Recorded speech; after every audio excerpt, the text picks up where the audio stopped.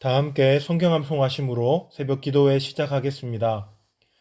너희는 사도들과 선지자들의 터 위에 세우심을 입은 자라. 그리스도 예수께서 친히 모퉁이 돌이 되셨느니라. 그의 안에서 건물마다 서로 연결하여 주 안에서 성전이 되어가고 너희도 성령 안에서 하나님이 거하실 처소가 되기 위하여 그리스도 예수 안에서 함께 지어져 가느니라. 아멘. 오늘 우리가 함께 은혜 받으실 말씀은 이사야서 63장 15절로 64장 12절 말씀입니다. 저는 64장 12절 말씀 봉독해 드리겠습니다. 여호와여, 일이 이러하거늘 주께서 아직도 가만히 계시려 하시나이까?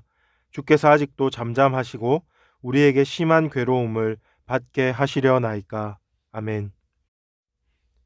어제 함께 살펴본 이사야서 63장 전반부 말씀에서 이스라엘 백성들은 하나님께서 지금까지 이스라엘 집에 베풀어 주신 큰 은총을 떠올리며 하나님을 찬미했습니다. 오늘 본문에서는 이토록 놀라운 하나님의 구원 역사를 근거로 하여서 하나님께 다시 한번 자신들을 도와주시기를 이스라엘 백성들은 간구하고 있습니다. 이 간구의 내용을 살펴보면 이들의 기도에는 크게 세 가지 내용이 들어가 있다는 것을 알 수 있습니다. 먼저 이들은 이들의 간구의 대상이신 하나님의 위대하심을 찬양하고 있고, 둘째로는 겸손하게 자신의 상태를 진단하고 토로합니다. 그리고 마지막 세 번째로는 하나님의 아버지 되심을 근거로 하여서 간곡히 하나님의 은혜를 구합니다. 오늘 새벽에 저는 이 세 가지 내용을 중심으로 본문을 여러분들과 함께 살펴보고자 합니다. 가장 먼저 이들의 간구 속에 하나님의 영광과 능력에 대한 찬미가 들어가 있다는 부분을 함께 살펴보겠습니다. 이들의 이러한 찬미는 하나님께서 능력이 많으시고 위대하심으로 자신들을 넉넉히 도와주시고 구원해 주실 수 있는 분이라는 그러한 확신에서 비롯된 것입니다. 이러한 이들의 고백은 본문 곳곳에서 확인할 수 있는데요. 먼저 15절을 한번 보십시다. 주여, 하늘에서 굽어 살피시며 주의 거룩하고 영화로운 처소에서 보옵소서. 주의 열성과 주의 능하신 행동이 어디 있나이까? 주께서 베푸시던 간곡한 자비와 사랑이 내게 그쳤나이다. 이 말씀에서 이스라엘 백성은 먼저 주의 열성과 주의 능하신 행동에 대해서 언급하고 있습니다. 이 두 단어는 출애굽 사건과 깊은 연관이 있는데요. 먼저 주의 열성은 자기 백성을 광야에서 친히 구름 기둥과 불 기둥으로 지키시고 만나와 메추라기로 먹이셨던 그 주님의 열심을 떠올리게 합니다. 또한 주의 능하신 행동이라는 단어는 홍해를 가르시고 반석에서 물을 내시던 주님의 권능을 생각나게 합니다.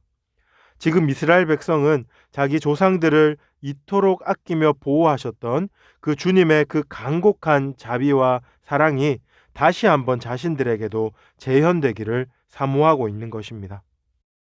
하나님의 위대하심에 대한 이 같은 언급은 또한 64장 1절로 5절에서도 잘 나타납니다. 먼저 1절에서 이스라엘 백성들은 주님을 자기 백성들을 구원하시기 위해 하늘을 가르고 강림하시는 분으로 묘사합니다. 그리고 2절과 3절에서는 그렇게 임재하신 주님 앞에 견고한 산들마저 두려워 떨 것이라고 말하며 주님의 위엄을 찬양하고 있습니다. 이어서 4절에서는 주님께서 그 놀랍고 위대하신 능력으로 자신의 백성들을 도우시는데 그렇게 친히 오셔서 자기를 앙망하는 자들을 돕는 그런 신은 여호와 하나님 외에 그 누구도 없을 것이라고 말하며 주님을 높이고 있습니다. 이스라엘 백성들이 이렇게 하나님의 능력과 위대하심 그리고 그 무엇보다도 백성에 대한 크신 사랑을 찬미한 후에 그렇게 영광스러운 주님을 저버리고 자기 뜻대로 자기 마음대로 죄를 지었던 그들의 어리석음과 연약함을 낱낱이 주 앞에 고백합니다. 특별히 64장 6절은 이렇게 말합니다. 무릇 우리는 다 부정한 자와 같아서 우리의 의는 다 더러운 옷 같으며 우리는 다 잎사귀 같이 시들므로 우리의 죄의 악이 바람같이 우리를 몰아가나이다. 여기에 보시면 이스라엘 백성들은 먼저 자신들을 부정한 자라고 고백합니다. 여기서 부정한 자라는 고백은 자신들이 율법, 곧 하나님의 말씀을 어기고 죄를 지어서 부정한 자가 되었음을 고백하는 것입니다. 그리고 이어서 등장하는 더러운 옷 또한 율법 앞에 있어서 부정한 상태를 의미하는데요. 더 구체적으로 말하면 이것은 월경 중에 있는 여자의 더러운 옷을 뜻합니다. 그리고 마지막으로 자신들이 바람에 몰려가는 잎사귀와 같다라고 자신의 처지를 고백하는데, 이는 하나님의 심판으로 인해 바벨론의 포로로 끌려가는 자신들의 모습을 묘사한 것입니다. 저는 지금 이들처럼 자신의 죄를 정직하게 토로하는 이러한 모습이 회개의 시작이라고 말씀드리고 싶습니다. 회개할 마음이 없는 사람들은 자신의 죄를 숨기고 합리화하기에 급급하지만, 진정으로 회복과 치유를 원하는 사람은 자신의 상태를 객관적으로 진단하고 또 그것을 해결해 주실 수 있는 유일하신 분인 하나님 앞에 겸손히 나아가 고백하기 때문에 그렇습니다. 죄 앞에서 떳떳하거나 당당할 수 있는 사람은 아무도 없습니다. 그러나 자신의 죄를 바로 직면하지 않으면 회개는 불가능합니다. 그런데 여기서 우리는 누가 진정으로 회개할 수 있는가라는 질문을 한번 던져보아야 합니다. 누가 진정으로 자신의 죄를 회개할 수 있습니까? 누가 자신의 부끄러운 죄를 직면하고 하나님 앞에서 회복의 은혜를 겸손히 구할 수 있습니까? 바로 하나님의 아버지 되심을 믿고 인정하는 자입니다. 만일 하나님의 아버지 되심을 믿지 못한다면 너무나 거룩하고 전능하신 하나님 앞에서 부끄럽고 두렵기 때문에 자신의 죄를 토설하기는커녕 수풀에 숨었던 아담과 하와처럼 자신의 죄를 감추기에 급급할 것입니다. 이스라엘은 하나님이 자신의 아버지가 되심을 알았고 믿었습니다. 또한 그분이 자신의 창조주시며 구속자이심을 믿었습니다. 13장 16절과 16장 8절을 제가 차례로 한번 읽어보겠습니다. 먼저 63장 16절입니다. 주는 우리 아버지시라. 아브라함은 우리를 모르고 이스라엘은 우리를 인정하지 아니할지라도 여호와여, 주는 우리 아버지시라. 옛날부터 주의 이름을 우리의 구속자라 하셨거늘. 또한 64장 8절입니다. 그러나 여호와여, 이제 주는 우리 아버지시니이다.